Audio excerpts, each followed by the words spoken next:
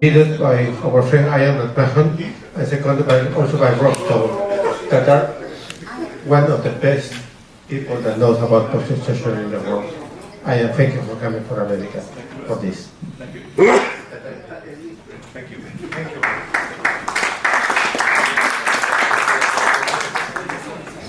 So good afternoon.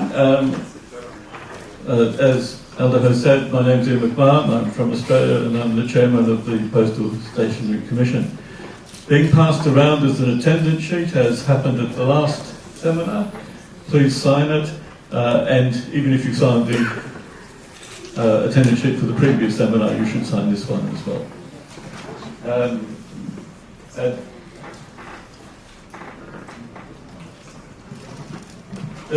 There is a small section here which I'll skip through very quickly, which is just about the Bureau.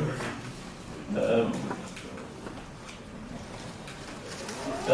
membership of the Bureau is given here. The Secretary is Mike Smith from the UK, Frank Lee from China, and Igor Pirik from Slovenia, and Ross Towell is the member from the Americas.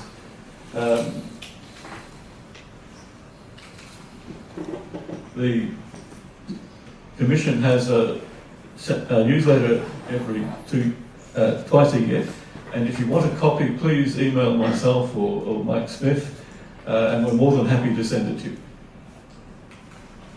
We also have a Facebook page, which you're welcome to like and follow, and add content, please, but content about postal stationery. And the website, like all of the other websites for the commissions, comes off the FIP page.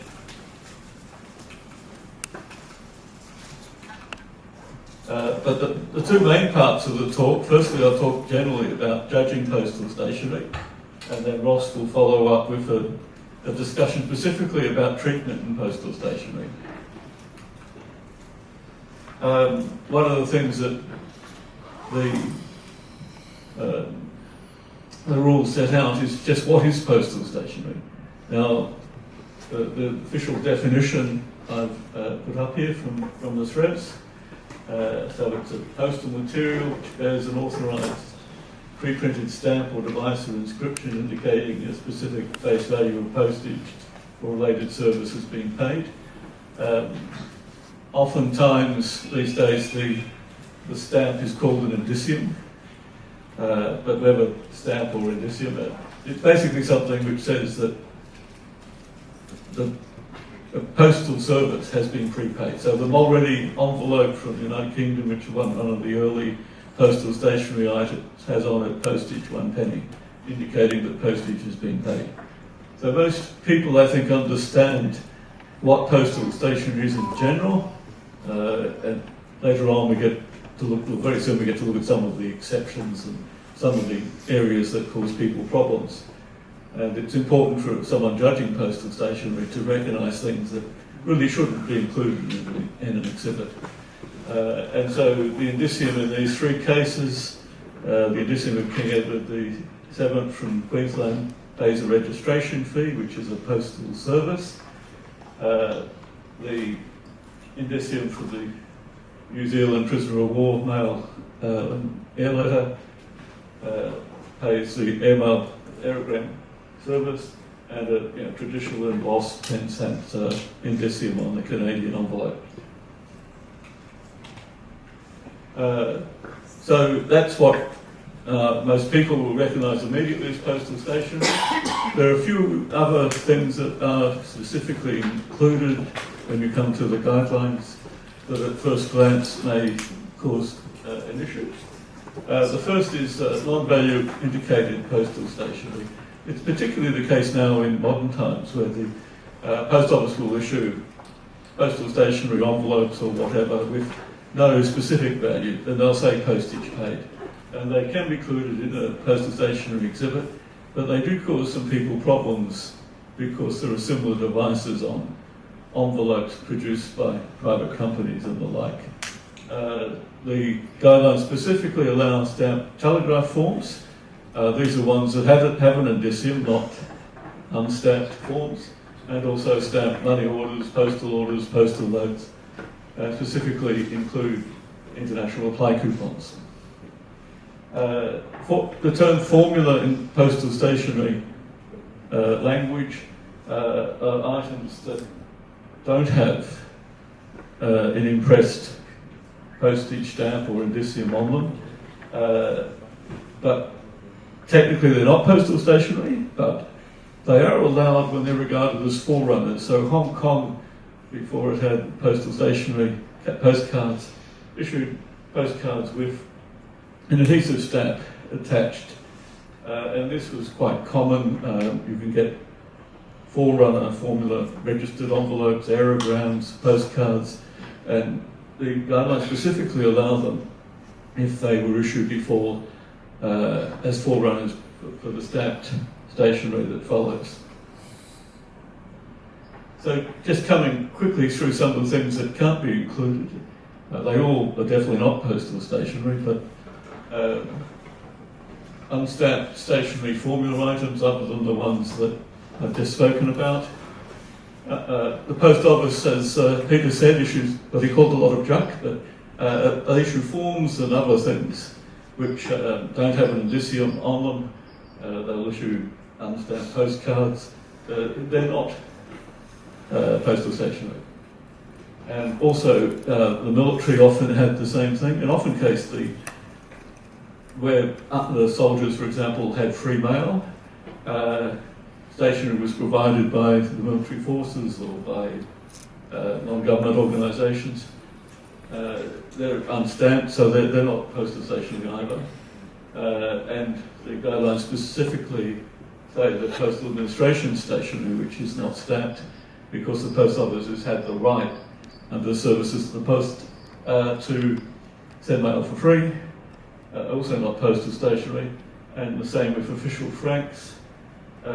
Media post impressions, although I would caution that there are some postal stationery items which have indicium that look like media franks, but they were sold by the post office in the same manner as postal stationery, including many Spanish aerograms, for example.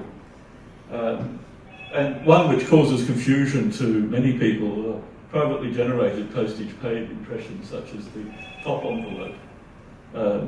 These envelopes were produced for, depending on the country, bulk mail, mail paid either by an account, or you take 100 envelopes to the post office and you pay it by cash or whatever. They have no postal validity if just posted in a letterbox. They're not postal stationery, but they can be hard to tell apart from modern items which are postal stationery. So, as in traditional, anything related to the development of the postal stationery item, the indicium, or the card or envelope itself, including essays. The essay on the left is of King Edward VIII essay from New Zealand. The item was never issued, but there are a small number of the essays in private hands, or proofs such as the King George VI Canada, or the Canada Queen Victoria, and artist drawings, for example, as well. Other archival materials certainly allowed and encouraged and expected in postal stationery exhibits. Not all countries have them, and if you're showing the exhibitor showing one of those countries, an explanation that none are available outside the archives is important in helping you determine rarity, for example, and other parts of the judging process.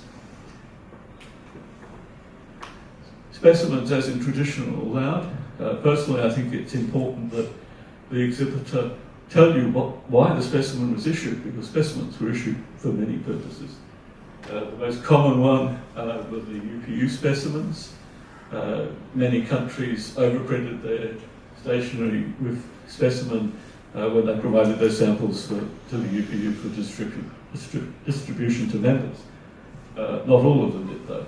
But often you get printed specimens and specimens that are used for publicity purposes on post office counters or for training schools, for example. They should all be properly described, including some idea of, some specimens are very scarce. Others, such as those produced for small British colonies by printers such as De La Rue, are relatively common, and in some cases can be more common than the properly used material. An example of the last comment is the letter card from Fiji. The specimen on the Australian aerogram was actually put there to enable the item to be sold to the philatelic collectors, because it's an official aerogram that they couldn't obtain mint, but they sold samples for a small price with specimen on it, and you have a printed specimen from the Canadian Este. In particular in the United States, but also very early on, if you look at old albums, you get lots of cutouts of that's how collectors used to collect it. In the US, it still occurs, but you wouldn't expect to see in an exhibit in FIP level cutouts generally, and we prefer the whole item. However, there are some cases where a postal stationery item is only known as a cutout. I can think of a couple of examples out of New Zealand, which I collect, and until very recently there was an example out of Queensland in the Doubleton that was known as a cutout until an entire turned up at an auction a couple of years ago. So for very scarce items and for items which are not otherwise known as complete, then cutouts are allowed. Another possibility is if you're doing a die study and you've got 20 different dies and of minor differences, and you might not want to spend 20 pages showing it, but we don't expect the exhibitor to start cutting up their entires to do that. In terms of organising a postal stationery exhibit, the traditional ways of doing it, they're not by any means the only way, based on the physical form. So someone will show a display of aerograms or of the postcards or stamped envelopes. The function of the envelope, perhaps a display of official material. So the physical form is fairly easy to understand, and it's a very common way of organising a postal stationery exhibit. So letter sheets and aerograms, envelopes and registered envelopes, postcards and reply cards. In printed form, so an aerogram from Ghana, I assume a money order of some type, but also one which has been remaindered, and a parcel card. In terms of the availability, you've got the regular post office issues sold over the counter. You have military issues. In this, we're talking about military items that have a stamp impressed on them, and the same with official service. Some countries that may actually be free mail, and that may not quite come into postal stationery, but certainly in Australia, for example, the government departments had to pay for their postage, and they used envelopes, postcards, letter sheets with an embossed or impressed stamp. Local posts are allowed. I haven't seen a decent exhibit of it, but a country like New Zealand has private postal operators, including Pete's Post, which is the envelope in the middle. They all had issued postal stationery, and an exhibit of Pete's Post postal stationery treated in the normal manner would be completely appropriate. They're not valid for overseas, so they're a local post, and it'd be very hard to find information about them at this stage. Stamped to order, also known as printed to private order, basically where the company takes their own stationery to the post office, and the post office impresses the stamp on the envelope or card, and that's certainly allowed in a valid way of treating, organising a postal stationery exhibit. So in terms of the function, you can look at surface or airmail postal stationery. You can do a study of registered postal stationery. telegraphs, which are specifically allowed. Some of the telegraph forms are stamped, or you could do one on parcel cards or pneumatic posts, such as the one at the bottom here. And the card at the top is a little bit unusual in that it was issued to pay for pictorial date stamp postmark service provided by the post office. So the indicium pays the fee for getting the card stamped with a pictorial postmark. And I believe they're still in use. It's very important that the jurors read the regulations. Unlike many of the other classes, our regulations haven't changed for some time. Many exhibitors don't actually read them and wonder why exhibitors have comments on them. But it's highly recommended that everyone read them, and it's actually compulsory, really, for a judge to read the guidelines, and to make sure that they read the latest version of the guidelines.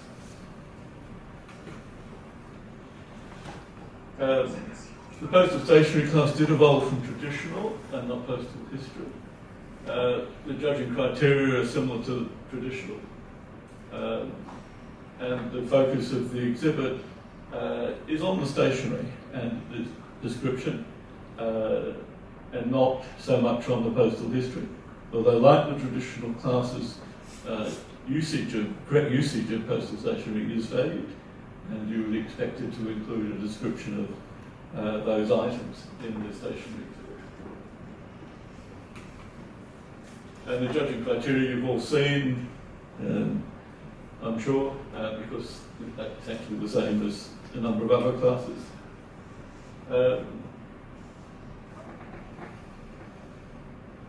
So, as I mentioned, with treatment, a standard treatment, you might start with the archival material, and then with the mint cards, and then with the usage.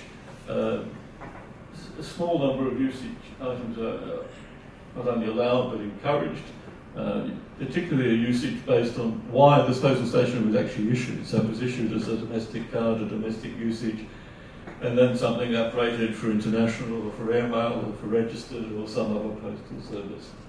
And then there should be a secondary, so that your primary treatment is about the cards, why they were issued, who printed them, the same sorts of things that you would say about adhesive stamps in a traditional exhibit, except that you're also talking about the stationery item itself, the card, its headings, the envelope, etc.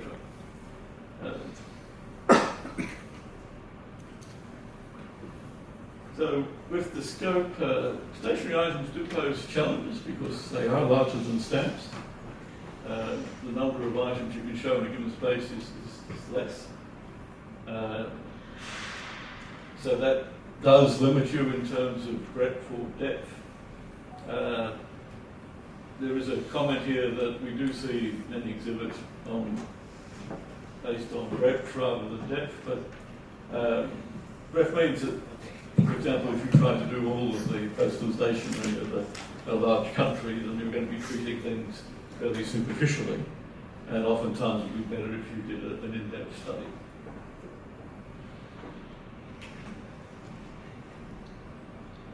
So with the treatment, as I said, the second part of the talk, which Ross will give, will concentrate on treatment, so I just move on. Philatelic importance has essentially the same meaning as it does in traditional and other classes. So you'll be thinking about how difficult is the selected area to form an exhibit of, what is the significance of the selected topic, in the philately of a country or the world, but then also what is the significance of this particular exhibit? Can it easily be replaced? Is this the best exhibit of this topic in the world? Knowledge, personal study and research. Again, much of the information has similarities to traditional. Certainly Higgins and Gage is, for all intents and purposes, simplified catalogue, so if you just put the information available there, then you're going to score well on knowledge. But if you dig a bit deeper, particularly if you can get access to the archives or even in a good handbook for many of the stationery, many countries on stationery now available, then you'll be able to say much more in terms of treatment. Certainly if, generally for De La Rue, for example, the De La Rue correspondence are publicly available, and it will tell you every order that was placed by the company, what was ordered, and oftentimes you have the die proofs that will follow you through the story of the whole process of printing the stationery. And that sort of information should be included. Often there'll be many reprints of the postcards, the headings will change, the embossed postal stationery will often have many dies, and all of these can be studied. You can actually, in some cases, do a plating study of postal stationery postcards, for example. You don't often see it, and you can't do it for everything. But the exhibitor is expected to go well beyond the standard catalogues and demonstrate a good understanding of general philatelic knowledge and of the material that they're showing. We certainly expect people to correctly describe the postal stationery item, and that includes all the things I mentioned. The use of literature that's available, which means that they're looking for many of the postal stationery handbooks are published in small numbers and hard to find, but hopefully they'll have got the ones that they need. When was it issued, or if not, when, if that's not known, as is often the case, the earliest recorded uses and the numbers printed. And you do have on postal stationery, as you do on stamps, you have watermarks, so watermarks on envelopes and even postcards and aerograms. Perforations particularly in the case of letter cards and reply cards, and often there'll be different gauges as there is in traditional, and also different paper types, many printings of varieties. And if it's not published in a handbook, we hope that you then go and try and find out it, and perhaps publish your own book as well, or write articles and do the research. In terms of the treatment of usage, you're expected to correctly describe the rates and the usage. And of course, don't forget that the choice of items reflects the knowledge of the exhibitor as well.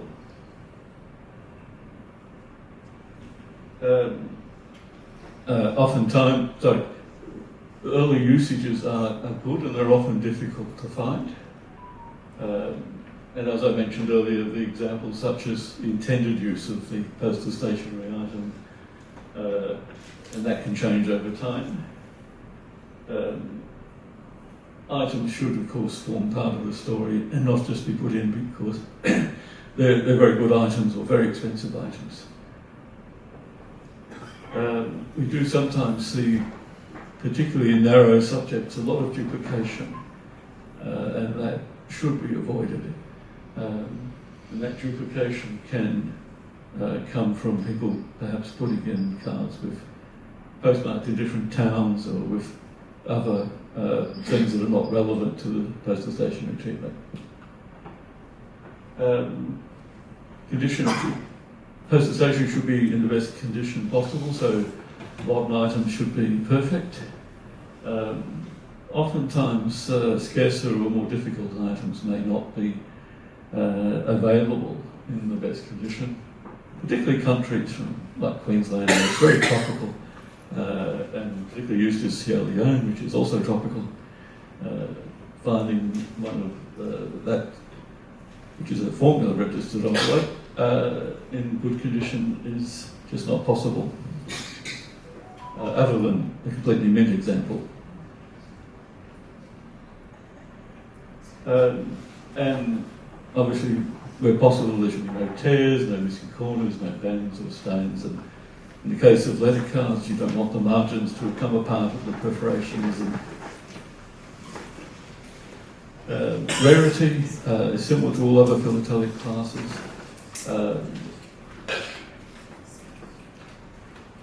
And when you're judging rarity, you're looking for the scarce items. Sometimes collectors, because they don't have the scarce items, will pick a date range that excludes them. Not penalised in a sense for that, but they're obviously not going to get as good a mark as if they had included the rarer items. We do expect exhibitors these days to tell us about the rarity, have they determined it. We hope that they'll give precise descriptions such as 10 known, but also to then say that how they determine that amount. Was it a personal census? Is it a public census? One of the, other than for very big countries, perhaps like the United States, one of the important groups in many countries is the correctly used internationally reply cards, particularly the reply portions. It's not an issue perhaps in many, say the UK or the US, but particularly for very small countries, they're almost unknown. So the judge can look for that in helping to determine the quality of the exhibit. And the exhibitors then should identify rare items, and the one for the official postcard there, there's certainly less than 5 known of that particular card.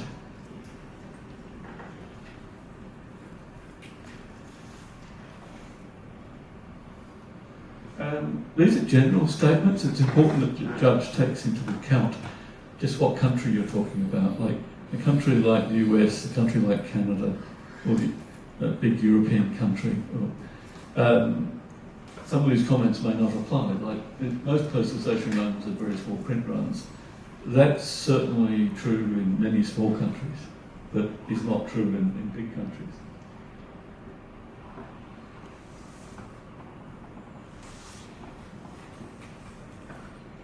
And presentation, again, it's the same as in almost all other classes. It's only 5 points, but it can help determine many more, because if you have a good presentation, not only will the judges feel more kindly to you perhaps, but they'll be able to follow your exhibit much more easily, and therefore find the information they need to give you a much better mark.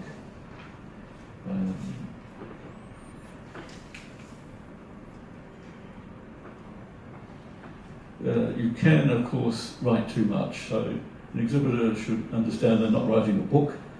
We do need the essential information. The material should be the dominant thing on each page. And actually, I was writing up an exhibit myself a couple of months ago, where I had written an article on the topic, and I found that having written the article and then writing the exhibit was difficult, because there's so much of this information that has to be included on the exhibit compared to what you would put in an article. So they're two different writing skills. It's not a rule, but an exhibitor can organise their material way on the left if they wish, but generally it's more pleasing if they don't, and they have some variation in how the exhibit is organised. And it's a challenge for an exhibit to mount larger items, but generally putting it on a diagonal is not generally looked upon favourably. But these days you can use A3 paper, you can use the square paper, the 3 pages to a row, and the size K envelope, which is sort of like this. You can get them on a page, but the exhibitor is able to, a good exhibitor is able to mount them in an attractive way. And there is a tendency for stationary exhibits to get very crowded, and people try and put as many items on as possible, so the items can't breathe, so to speak. But on the other hand, you don't want to have too much white space either. So these are all elements of being a good exhibitor that we need to encourage.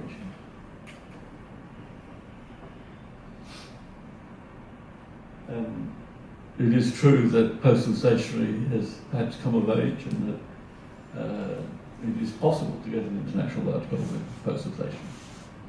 So my name's Ross Toll, and I'm going to be talking about treatment within postal stationery. Okay. So part of this, I'm going to be talking about when I'm an exhibitor, and sometimes it's when I'm judging, because I found certain things as an exhibitor help the judges, and certain things in the judges will help an exhibitor. So we're assuming you've read the GREVs and the SHREVs and the guidelines for postal stationery. So I'm not going to really go into those other than refer to the document. Okay. So it's 20 points for treatment. And it's a pretty standard definition for treatment that's in our SHREVs. There's some key words that you should think about. Balanced. You shouldn't think about having, in an 8-frame exhibit, 7 frames of postal cards followed by 1 frame of stamped envelopes. That's really not balanced. And so we're looking for more of a balance in the stationery, which the exhibitor has control of by the choice of scope and purpose that he's got for his exhibit. We're expecting, just like every other philatelic exhibit, that it's easy to follow. Clear and concise write-up, and that there's a plan and introductory page that's there in the exhibit.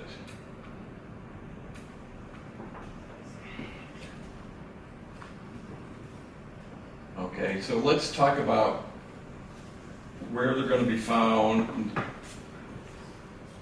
balance, etc., in the exhibit, and what we're going to be evaluating. So we're going to talk about title, and the title page requires a purpose or mission statement and a scope. Those are 2 different things, and I'll go into that. A plan, just like we heard for the open class, we need a plan. We need an explanation of the flow of exhibit, or as Peter was using the term, story there. You need to indicate on the title page how you're going to indicate personal research that you've done.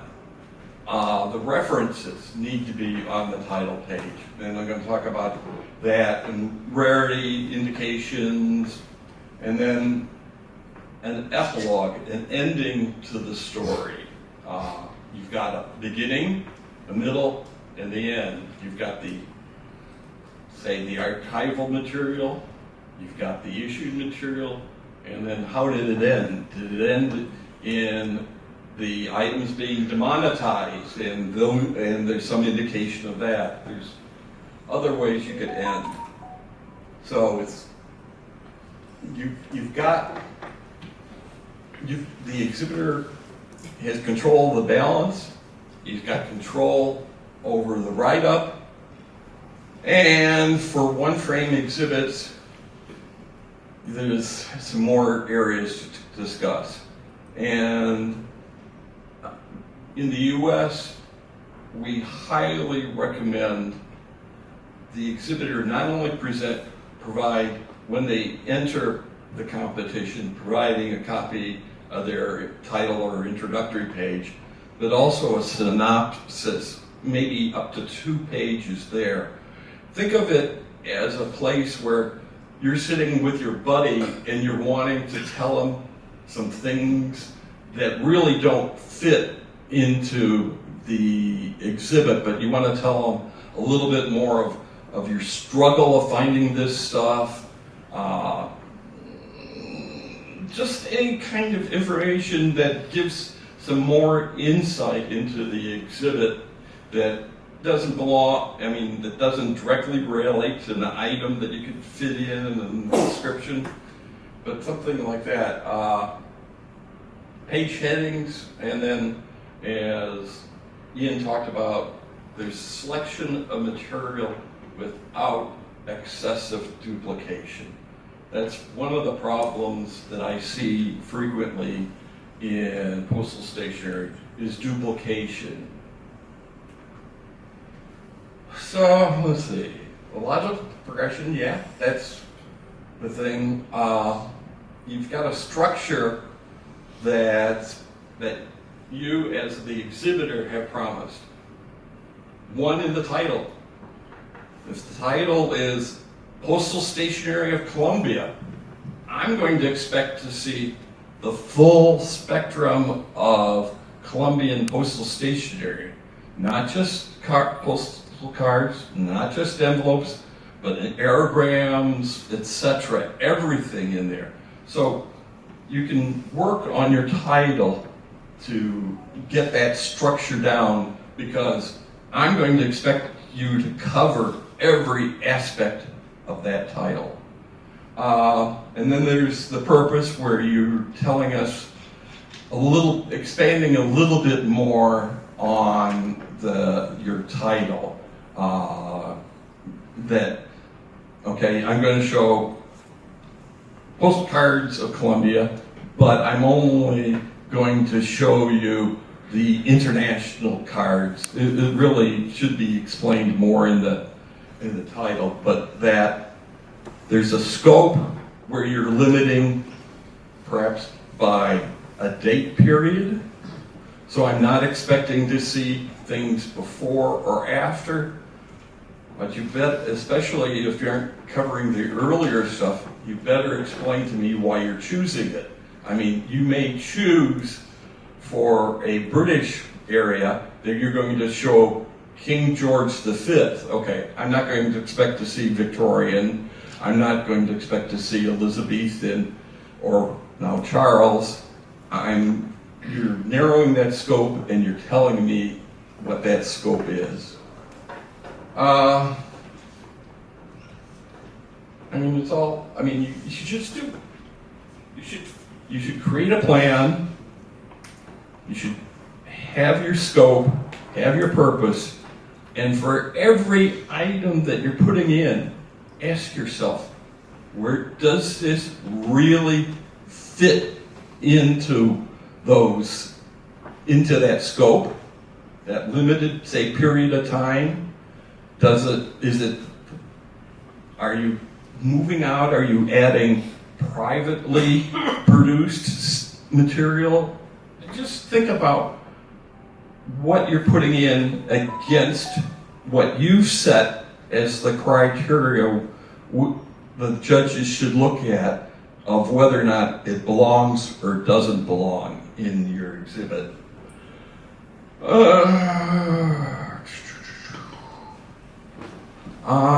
Running headlines do help understand the material as you go by, as you're looking at it. Because sometimes the archival material looks very, very close to the issued.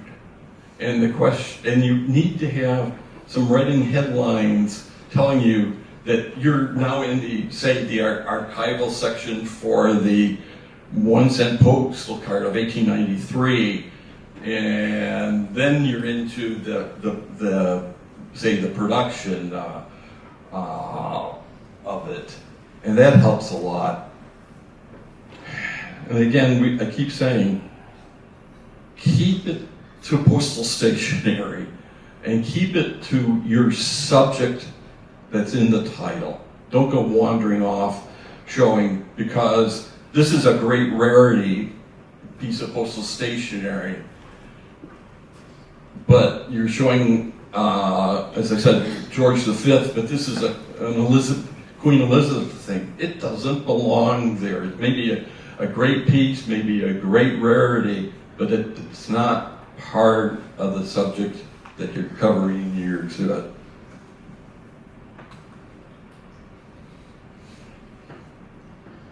Okay.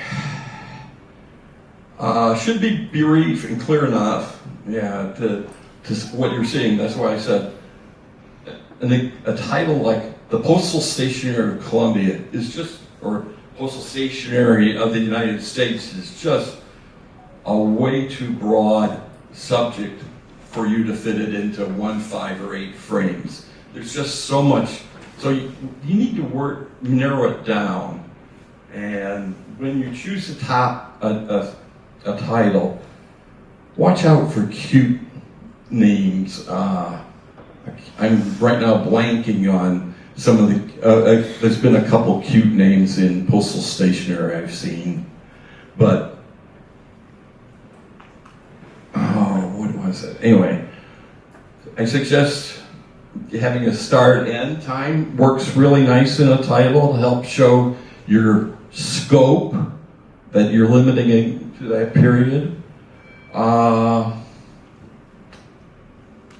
Most of the time it's not a problem, but there are some that are just a little too broad for a title.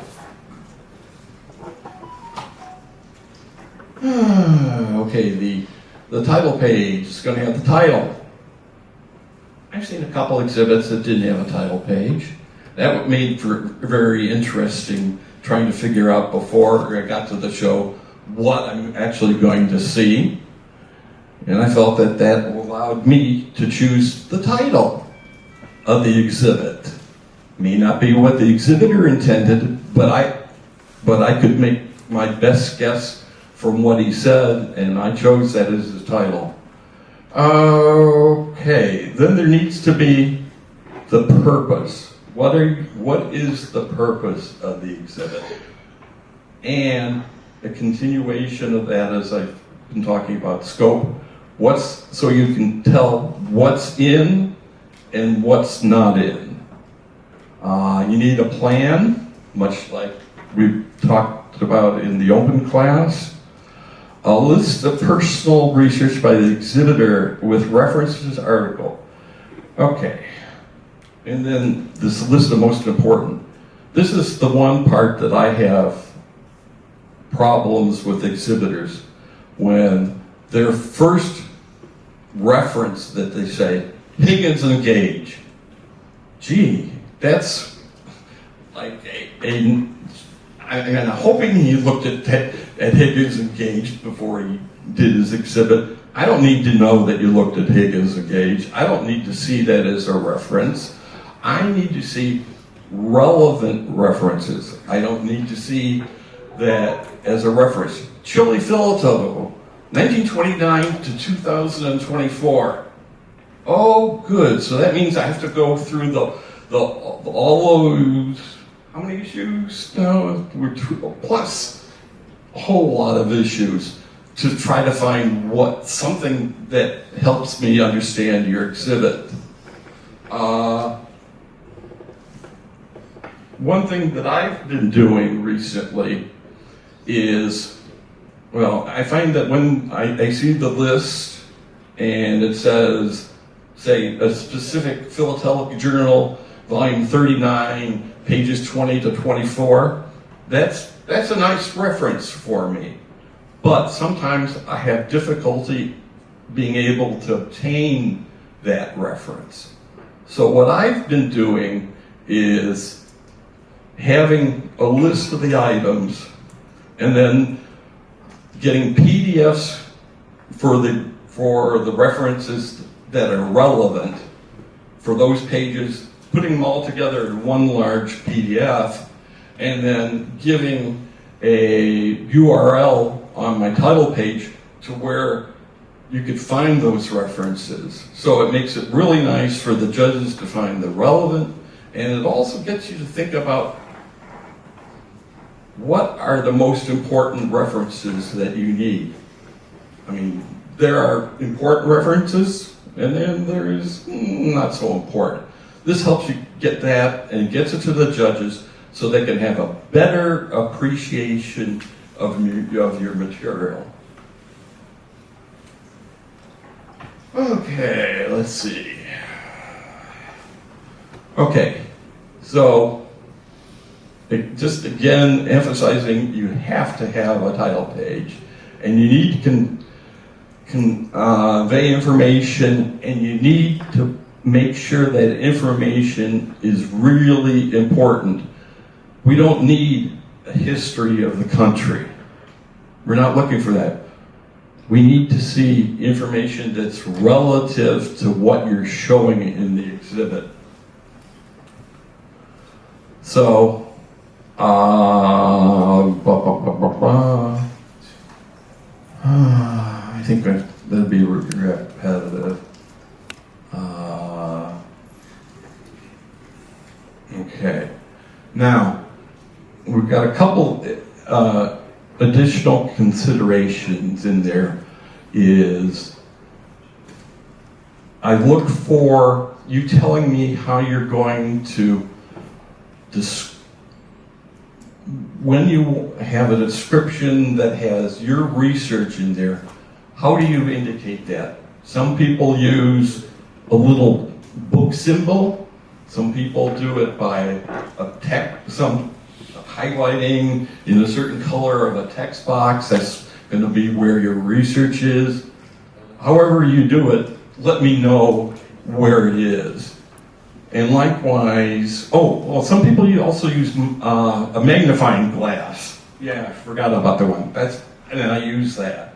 And then likewise, how are you indicating rarity? And not only how you indicate rarity, but why is it rare? I mean, if you just tell me this is a rare item, I really don't know what it is that you're trying to tell me. Is it the item themselves? Or if you're showing a usage that it's used on the only day that it was valid? Let me know why you consider it rare or why you consider it important. And then I talked a little bit about epilogue earlier. Let me get back to this.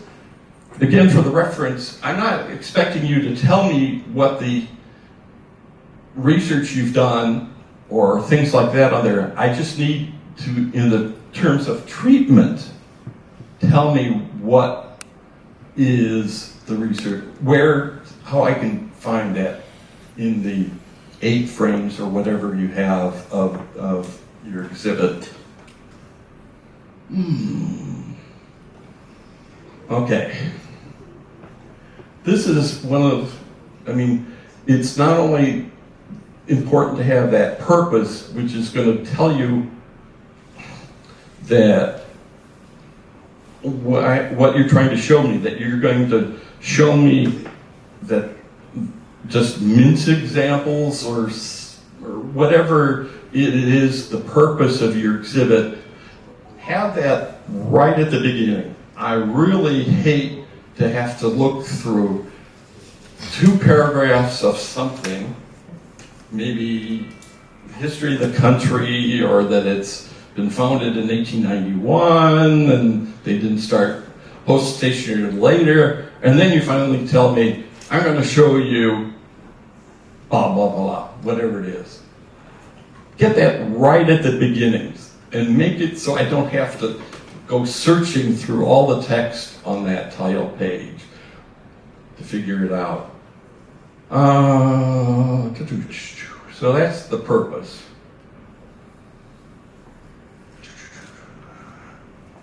And then scope. I look at this between the purpose and the title. Get me there, but I use the scope part to help me decide, does this item belong or not belong, and is there something omitted from your exhibit.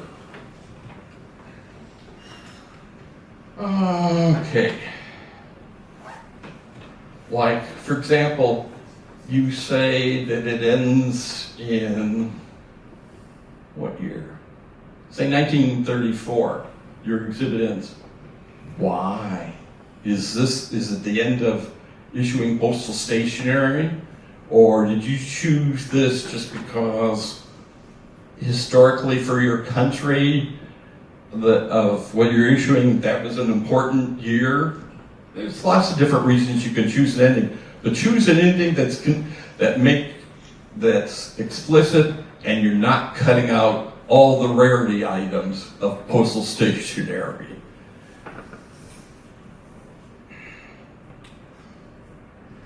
Okay. Yeah, different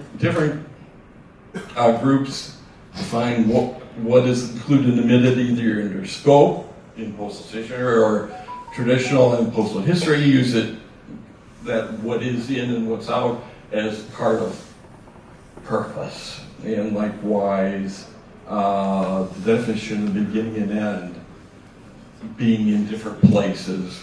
Somehow we need to, I just find as an English speaker, when I read some of these other commissions, it just seems like to me they've got purpose and scope backwards, and some of those need to get changed. Yeah. Okay. The Shrev says rather in a frame by frame or a page by page description. Take the ideas that we just heard about in the open class seminar. Perfect. Sometimes I've seen a laundry list of items. I'm going to see the 2-cent blah, blah, blah, the 3-cent blah, blah, blah, the registered version of that, blah, blah, blah. It just keeps them going down and using it basically as a list of important items. And that's not a plan. I need to have chapters that make a story together. And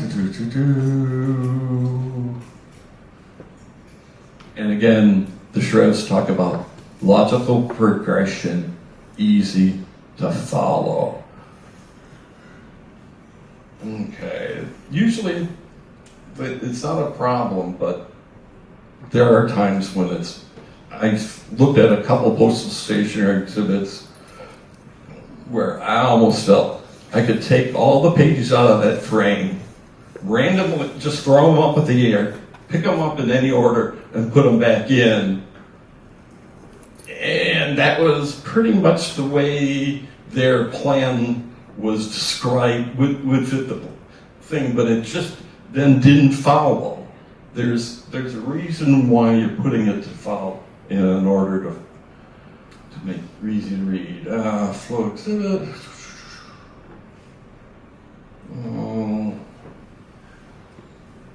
Okay. In one of my exhibits, I have it's nominally a very simple. It's one issue. Well, it's one series of stamped envelopes from the United States. Limited time period, 1907 to approximately 1920. And in that time, the postal stationery was being done experimentally by a new contractor. Started out using 2 different kinds of presses, then added a 3rd one, later added a 4th one, used a 5th one. So each time I go to these new presses that they keep adding to produce postal stationery, I need to explain a bit about the presses, how they were different. Some were flat printed, some were rotary printed, some were done off of a web of paper, and I try to explain what's happening and what's different with each of those. And I can't put that on the title page. It's just way too much information, and it's more relevant right in the chapter that deals exclusively with that kind of printing press. And then I also explain how the choice of the printing press also reflected in the dies, working dies for each of them, such that you have pretty much a one-to-one correspondence between the machine and the particular die type. So some of them are flat, which does one thing. Some of them take a flat die and curve to them, which stretches them, which then leads to a totally different looking die. Sometimes the neck gets stretched, things like that. The whole thing is to help the juries understand your exhibit. Sometimes it's a case of not seeing the forest from the trees. I mean, you see the forest, but I need to see some of the individual trees. So it just helps you in a place that helps yourself get the judges to understand your exhibit. So I'm not asking you to tell me what your research is, but indicate how you're going to sit, where you're going, how to look for your research. So, as I said, a book, a magnifying glass. Again, it's to help the jurors appreciate the exhibit, and it helps us find your research, helps us give you those 35 points you're looking for.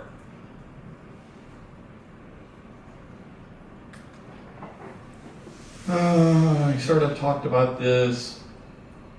I like the third dot. To list as many references as you have space for on the title page. I mean, it's like, see, I've written the purpose. Yeah, I got that. The scope's all there. I got my plan. Now I got a third of the page left. What do I do for it? Oh, I'll put 25 different references there. Again, that's not helping you. Give us the important ones that we need to look at. The ones, perhaps, that describe your research, personal research, in more detail.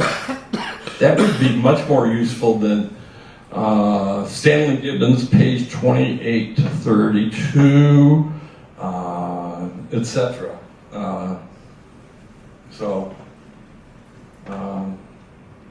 Put the ones that are most important. And the most important ones are either going to be helping us understand the exhibit, and those that you've written that help explain your personal research. So, in a story, you have a beginning, middle, and end. And what's the end of your Postal Stationery exhibit? It may be at some point the end and there's a new ruler. Explain to us there. That's a good place to show sometimes the transition between rulers. I think of Liberia, where they took the previous ruler's head with a knife or a razor or something, scratched out his head. I think with regards to the person that asked the earlier question in the open class, or maybe asked Ian about blacking out Hitler's head and used it as postal stationery. There's different ways to end it. It all depends on your personal circumstance. Don't leave us figuring out that we've really hit the end by seeing of your exhibit on Fiji Postal Stationery. You're going along, and the next thing you see is we're now talking about Austrian material. Don't let us come to a nice ending somehow that helps just end your thing on a high note. Yeah. Epilogues can be tough to do, I will admit that, but they're useful. You know, yeah, I don't think much else to be sold. Just saying, that's the end, folks, isn't really an epilogue. Let's see, the indication, we've talked about this indicator. You've told us what the indicator is, and then we look for it. And there's all different ways of doing it, and just watch out, for this colored dot business, because I've seen it such that it looks like the page has got measles on it because they're using 1-inch stick-on colored labels, circular colored labels, and it's just watch out for that, because that's going to start distracting from your material. I think it's so last century way of doing things. Doing matting or colored blocks around the stamps, much better for finding the rare item or however you're going to do it. Let's see. Yeah. Again, the Shrev talks about a good balance between the parts of it, and usually by looking at the plan you can get a pretty good idea if there's going to be a balance issue or not, because you have an idea of the quantity of material in each of those sections, and you'll be able to tell whether it's balanced. And okay, this balance. Yeah, here's a case of having it 5.5 frames of envelopes, 1.5 frames of postcards, a half frame of letter cards, and a half frame of wrappers. I'm not sure that that's the greatest balance. What I would probably think about doing something different where, is there a red? No, I guess I don't have. I might think of making a 1-framer out of the last 2 items. Looking at seeing if I can expand the envelopes to 8 frames. That is that way, and then you have a little less problems. Fortunately, when I was in one of my Postal Stationery exhibits, I could do 4 frames of postal cards and 4 frames of envelopes. It just perfectly matched there. I had to lose a couple very common issues, but it just fit better that way. And then I made sure that I had all the key items that were postal cards, all the key items that were envelopes in that exhibit.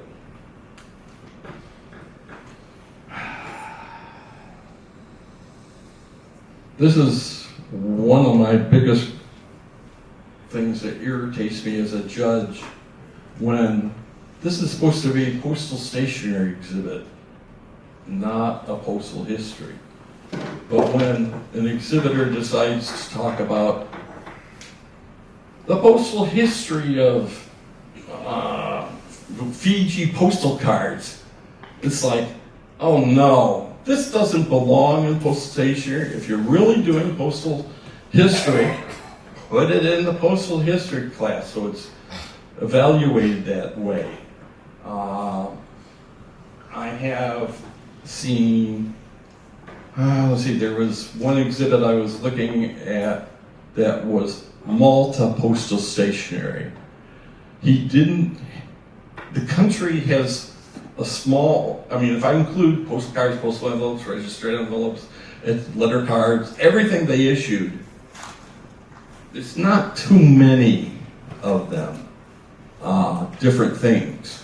And unless you go into varieties and errors and things like that, it just, it makes for an exhibit that doesn't fit in 5 or 8 frames. And so what he did was then padded it out to 8 frames by adding uses and use and use and use and use and use and use, such that actually the postal stationery part was really more like 3 frames with 5 frames of postal of uses, and that really is a problem with some postal stationery exhibits. This is a postal stationery exhibit, not usage. Yeah.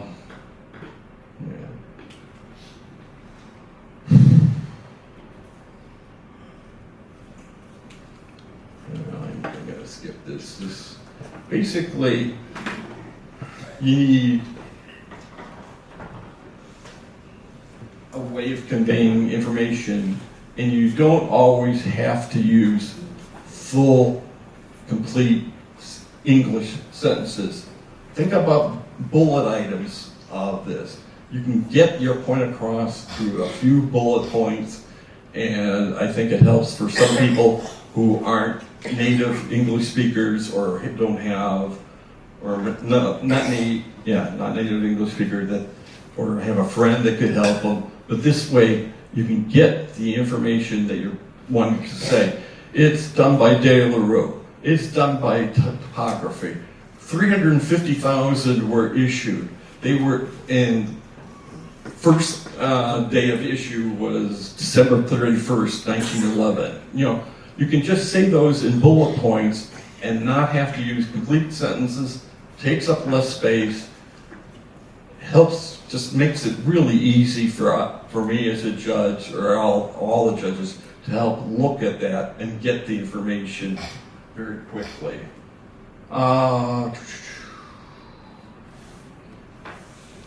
Yeah.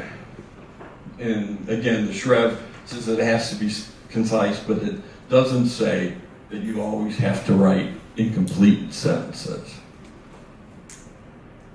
And then one frame exhibits has an additional guideline that the subject area has to fit in 1 frame.